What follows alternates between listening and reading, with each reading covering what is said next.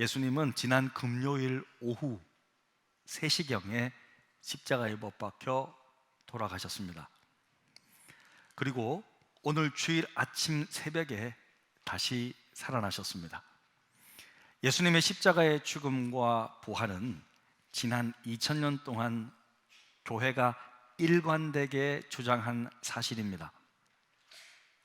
솔직히 예수님께서 언제 태어나셨는지에 대해서는 정확한 날짜와 시간을 추정하는 것이 좀 어렵습니다.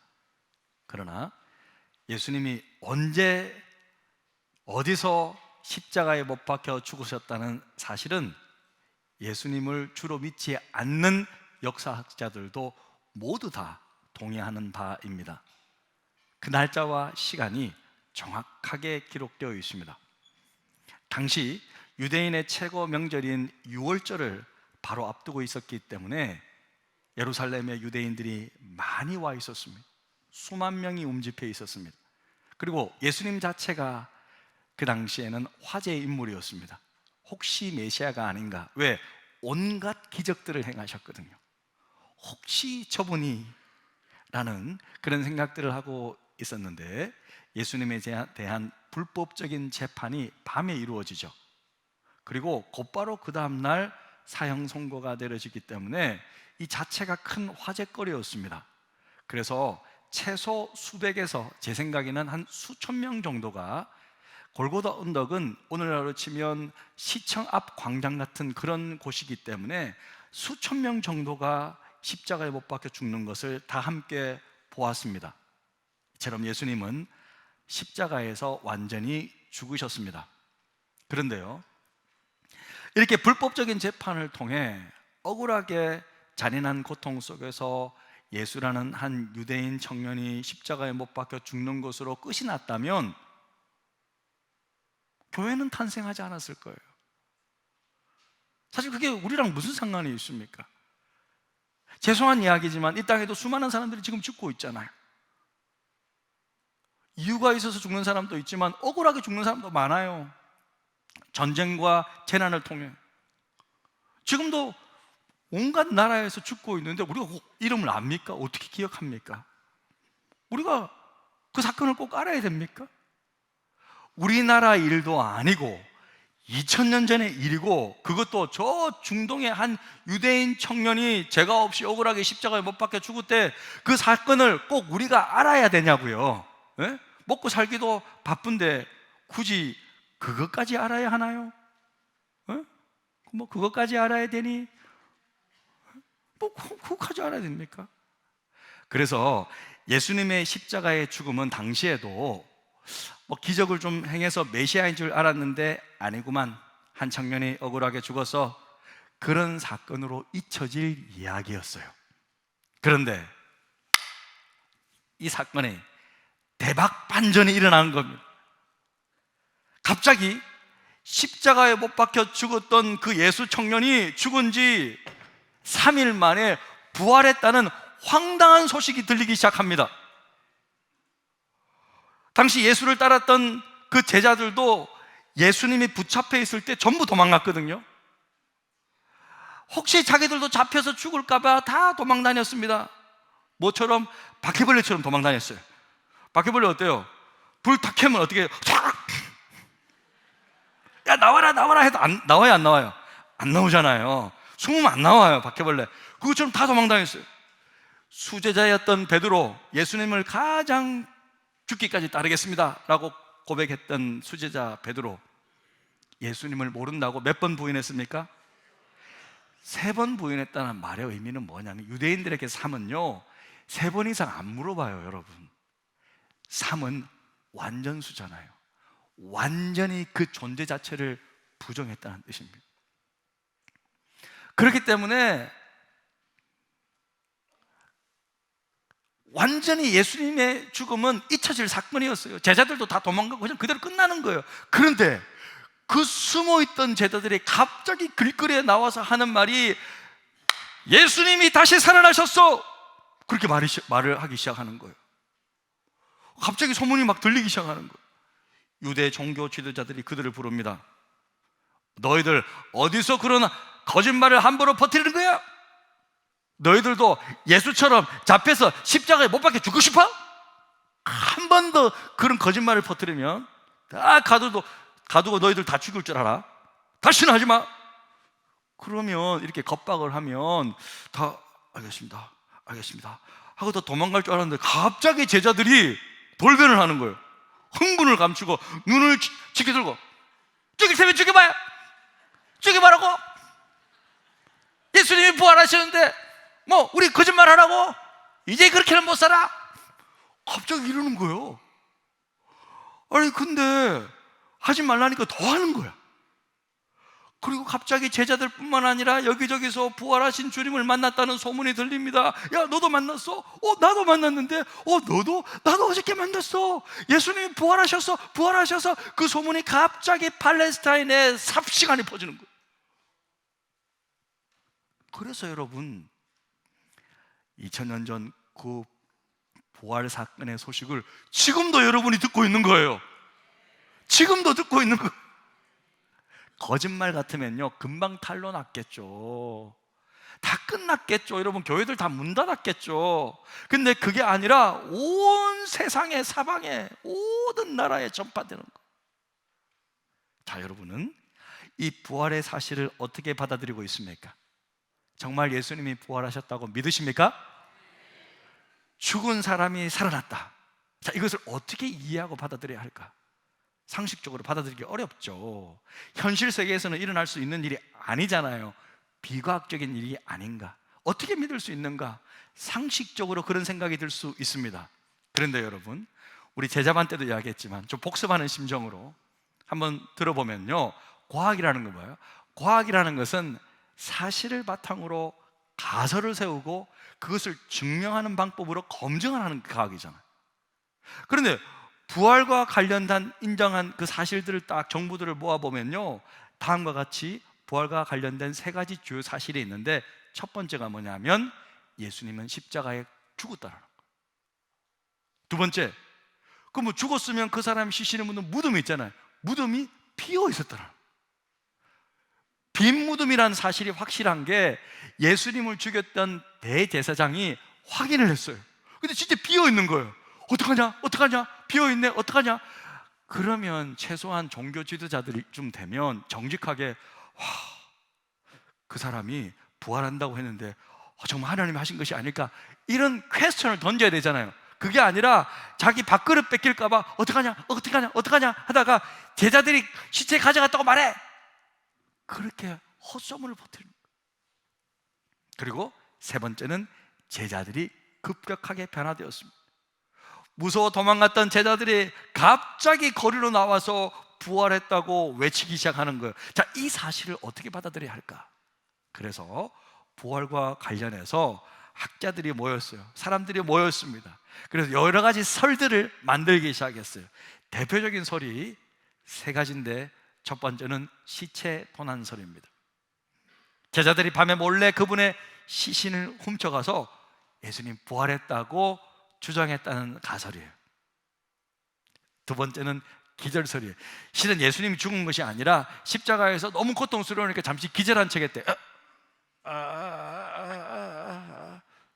그래서 이제 내려가지고 이제 묘덤에 갔는데 어우 힘들었어, 너무 아팠어 하면서 붕대 풀고 일어났다는 거예요. 기절설. 세 번째는 환상설. 예수님의 제자들이 너무 보고 싶어가지고 잠시 착각해서 봤다는 환상 가운데. 자, 이 세 가지 설이 있어요. 자, 첫 번째 일, 시체 도난설은 제자들이 시체를 도난했다는 설인데요, 가장 쉽게 이해할 수 있죠. 제자들이 시체를 훔쳐가고는 부활했다고 말했다는 거예요. 그런데 이 가설에는 결정적인 치명적인 약점이 있는데, 그것이 뭐냐면 제자들의 변화를 어떻게 설명할 것인가. 네?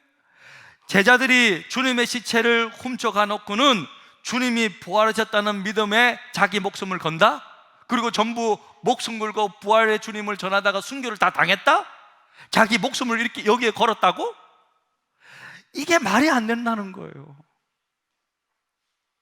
도망가고 바퀴벌레처럼 사라졌으면 뭐 몰라도 이게 아니잖아요. 그러니까 말이 안 된다는 거예요. 두 번째, 기절설. 이 주장에 대해서는 로마 군인들이 발끈했어요.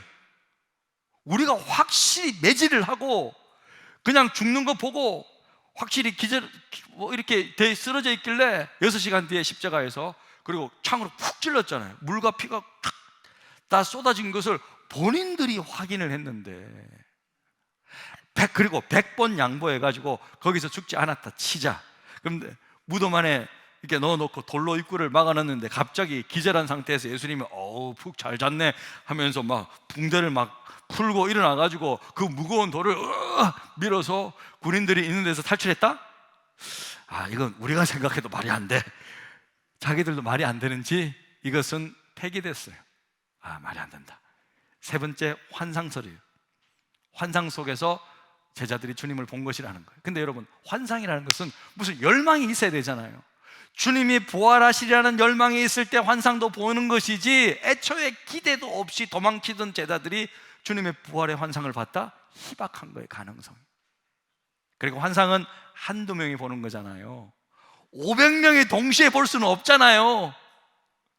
환상은 하루 이틀 보는 거잖아요. 40일 동안 보는 게 아니잖아요. 그래서 여러 가지 가설들이 제기됐지만 하나씩 확인된 정보들, 사실의 바탕에 보니까 이거는 아니야, 끊고, 이것도 아니네, 끊고, 이것도 아니네, 끊고, 다 꺼보니까 맞는 게 뭐야? 도대체 진실은 뭐야? 그런데 여기서 기막힌 현실들을 완벽하게 설명할 수 있는 한 가지 가설이 생겼는데, 그것이 바로 부활설입니다. 예수님이 기적적으로 죽음에서 부활하셨다는 가설이에요.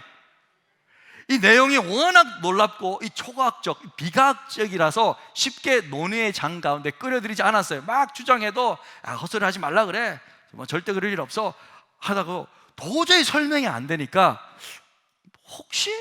혹시 하면서 한 가지 설을 딱 껴서 딱 예수님이 부활했을 때를 한번 생각해 보자 라고 딱 해석을 해보니까, 대입해보니까 모든 것이 다 설명이 되는 거예요.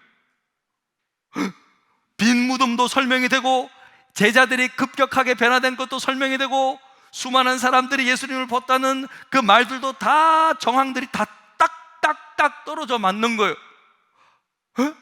부활했으니 빈 무덤이고, 제자들이 부활하신 주님을 만났으니까 180도로 급변해서 죽음도 두려워하지 않고 자기도 부활할 거라고 주님을 정하고, 그리고 그들 다 순교하고, 수많은 사람들의 증인도 일처하고, 다 맞는 거예요. 한 가지 약점이 있는데, 그것은 뭐예요? 부활설의 가장 큰 약점은 기적이라는 거예요. 그런데 기적이라는 점만 제외하고는 이 모든 정황들이 다 맞아 떨어지는 거예요. 자, 여러분은 혹시 살면서 믿을 수 없는 기적을 경험한 적이 있습니까? 저는요, 그런 기적들을 몇 번 경험한 적이 있습니다.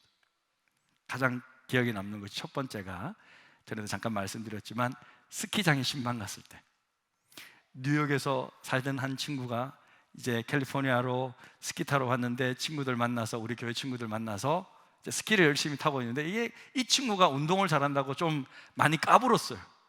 그래서 그 미국에는 이렇게 높은 이렇게 점프대가 있거든요. 그래서 막 그런 데만 타다가 딱 하는데 몇 번 이렇게 친구들의 말에 의하면 이렇게 구부러 주면서 정확하게 어깨 쪽을 부딪혀갖고 우르륵 하면서 팔과 어깨가 다 부서져 버렸어요.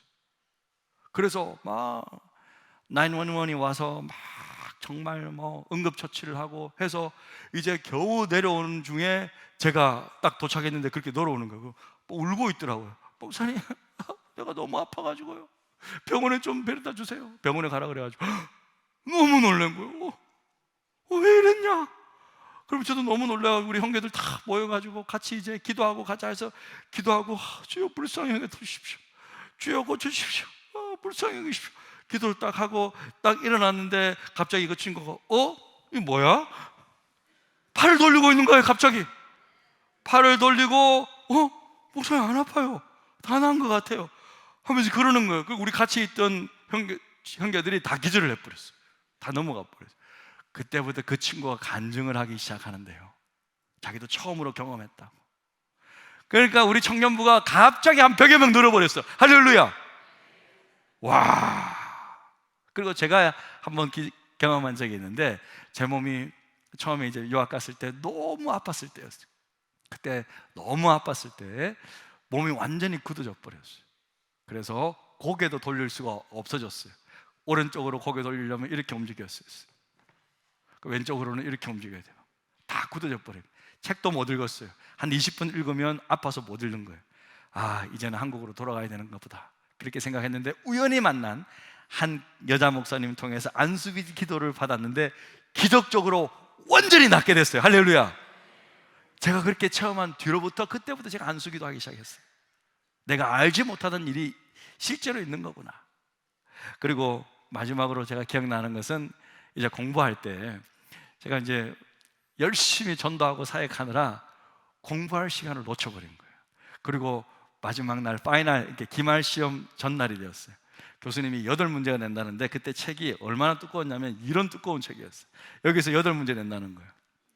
그래서 제가 기도했어요. 하나님, 8문제 나온답니다. 기도하고 찍겠습니다. 나는 그것만, 그냥 저는 한 우물만 팝니다. 그래서 이제 주여 하면서 책을 딱 폈어요. 딱 보니까 하나 있어. 오케이, 이거 딱 공부했어요. 그거 딱 덮었어요. 주여 2번째 문제입니다. 또 딱 폈어요. 딱 공부했어. 오케이, 딱 공부하고 딱 덮었어. 또 3번째 딱 폈어. 또 공부하고. 그렇게 8개를 찍었어요. 그런데 그 다음날 아침 8시에 시험이었거든요. 하니까 시험 문제가 있었어요. 딱 뒤로 이렇게 덮어놨더라고요. 자기 자리에 앉아서 이제 시험 문제를 딱 돌렸는데 어떻게 됐을까? 그 8개가 나온 거예요, 그대로.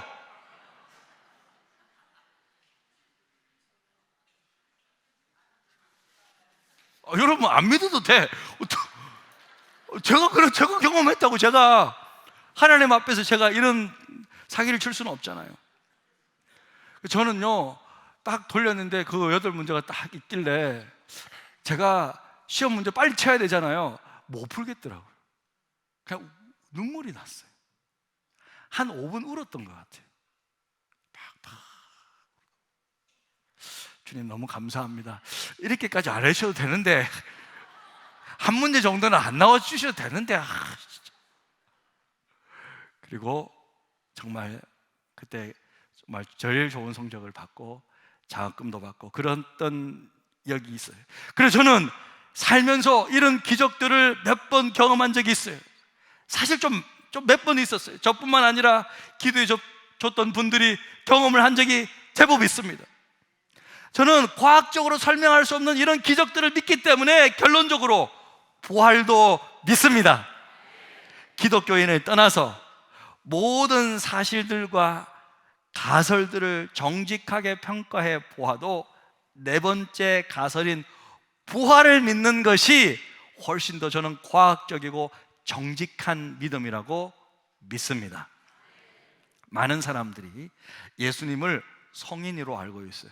4대 성인 하면 불교의 석가모니, 유교의 공자, 기독교의 예수, 그리고 그리스의 이 소크라테스라고 하는데, 어떤 사람은 소크라테스는 종교인이 아니니까 이슬람의 무함마드, 마호메트로 바꿔야 된다라고 그렇게 바꾸기도 합니다. 그런데요, 예수는요 4대 성인 중에 한 사람이 아닙니다. 왜냐면요, 예수는요 자신을 하나님이라고 주장하거든요. 하나님이라고 주장해요. 그리고 죽음에서 부활했다고 주장하셨거든요. 그런 사람이 성인이 될 수 있습니까? 예수의 주장을 자세히 들어보면요, 성인이 아니라 좀 정신이 이상한 분이 아닌가 하는 생각이 들 수 있습니다. 어떻게 사람이 자신을 향해 하나님의 아들이라고 주장하고 죽음에서 살아났다고 말할 수 있는 거예요. 그래서 C.S. 루이스는 말하기를 이렇게 말했어요. 그는 성인이 아니라 둘 중 하나인데 정신이 이상한 사람이거나, 이렇게 정확하게, 그는 미친 사람이거나 아니면 진짜 하나님의 아들이거나, 둘 중 하나이지 무슨 위대한 인격을 가진 성인은 아니다라고 말합니다. 여러분, 불교의 석가모니가 다시 살아났다고 주장한 적이 있습니까? 그렇지 않아요. 유교의 공자가 부활하셨다고 주장하셨나요? 그런 적이 없어요. 이슬람의 마호메트가 살아났다고 말합니까? 아니요, 그렇게 말 안 합니다.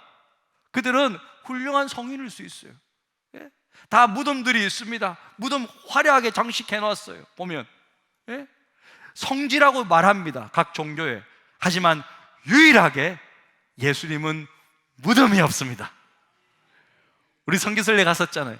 가면 무덤이 깨끗하게 비어 있습니다. 지금까지 빈 무덤으로 남아 있습니다.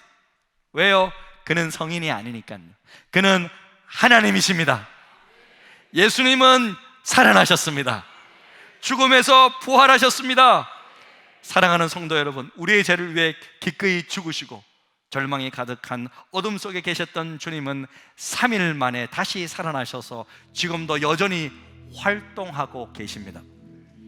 지금 이 시간에도 저와 여러분을 계속해서 만나고 계십니다. 여러분, 예수를 믿는 사람은요, 십자가가 끝이 아니에요. 절망이 끝이 아닙니다. 죽음이 끝이 아닙니다. 고통이 끝이 아닙니다. 십자가 뒤에는 반드시 부활이 있습니다. 회복이 있습니다. 위로가 있습니다. 지금 살아계신 주님은 계속해서 사람들을 만나고 있습니다.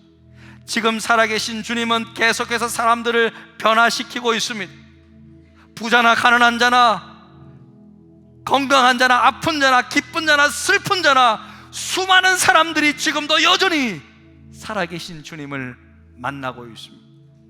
오늘 침례받은 17분의 사람들, 친구들 한결같이 주님을 만났다고 제 앞에서 똑바로 고백하였습니다. 지금 살아계신 주님은 제 마음 안에, 여러분의 마음 안에 살아계십니다. 주님은 살아나셨습니다. 부활하셨습니다. 할렐루야! 살아계신 주님께 영광의 박수를 한번 올려드립니다.